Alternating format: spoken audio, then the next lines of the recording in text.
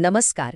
आज आपण एका अशा महान व्यक्तीबद्दल बोलणार आहोत ज्यांचं आयुष्य साधेपणा आणि विनम्रतेचे एक उत्तम उदाहरण होतं. त्यांच्या पवित्र स्मृतींना वंदन करण्यासाठी चला आपण गायत्री मंत्राने सुरुवात करूया. ओम भूर्भुवः स्वः तत्सवितुर्वरेण्यं भर्गो देवस्य धीमहि धियो यो नः प्रचोदयात.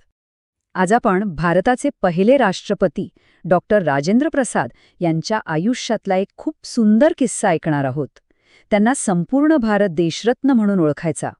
पण देशाच्या इतक्या मोठ्या पदावर असूनही त्यांचं आयुष्य किती साधं होतं हे आपल्याला या गोष्टीतून कळेल. चला तर मग थेट गोष्टीलाच सुरुवात करूया. ही गोष्ट घडली होती अलाहाबाद शहरात एका पावसाळ्याच्या दिवशी. आता विचार करा, एवढं मोठं व्यक्तिमत्व, पण त्यांचा पेहराव इतका साधा होता की कोणालाही ते एक सामान्य नागरिकच वाटतील. आणि खरं तर हीच गोष्ट या कथेचा एक महत्त्वाचा भाग आहे. तर डॉक्टर प्रसाद त्यांच्या ठरलेल्या ठिकाणी पोचले. ते ठिकाण होतं लीडर नावाच्या एका वृत्तपत्राचं कार्यालय. त्यांना तिथल्या संपादकांना भेटायचं होतं. त्यांनी काय केलं, आपलं व्हिजिटिंग कार्ड एका शिपायाकडे दिलं आणि सांगितलं की हे आतमध्ये संपादक श्री चिंतामणी यांच्याकडे द्या. आणि इथेच सगळा घोळ झाला.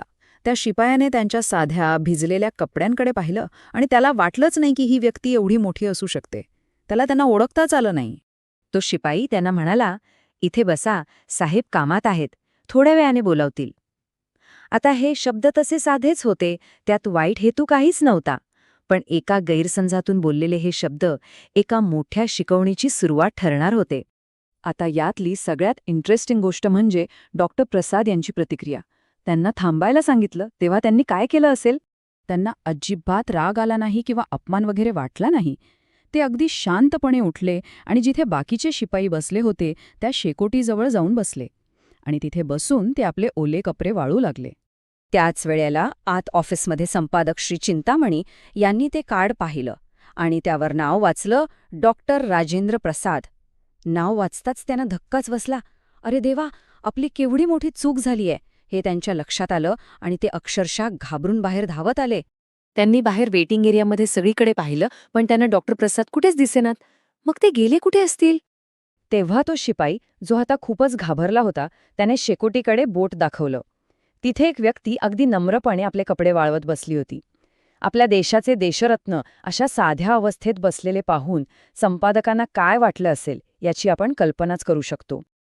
आता ह्या भेटीचा शेवट तर आणखीनच सुंदर आहे. चला पाहूया पुढे काय झालं. श्री चिंतामणी धावतच त्यांच्याजवळ गेले. झालेल्या चुकीबद्दल आणि उशिराबद्दल ते त्यांची गयावया करून माफी मागू लागले. त्यांना खूपच लाजिरवाणं वाटत होतं. पण यावर डॉक्टर प्रसाद काय म्हणाले असतील? ते अगदी शांतपणे हसले आणि म्हणाले, अहो, माफी कशाला मागताय? उलट माझा तर फायदाच झाला. बघा, मी माझे ओले कपडे छान वाळवून घेतले. केवढा हा साधेपणा! ही छोटीशी गोष्ट आपल्याला ग्रँडेजा म्हणजे मोठेपणा नेमका कशात असतो याची आठवण करून देते. हा प्रसंग म्हणजे चारित्र्य आणि विनम्रतेचा एक खूप मोठा धडा आहे, जो पिढ्यानपिढ्या लक्षात ठेवला पाहिजे. आणि या कथेचं सार हेच आहे की खरा मान, खरा सन्मान हा कुठल्या पदावरून नाही, तर तुमच्या साधेपणातून आणि सरळ स्वभावातूनच मिळत असतो. ही प्रेरणा देणारी कथा सचित्र बालकथा या गायत्री परिवाराच्या प्रकाशनामधून घेतली आहे.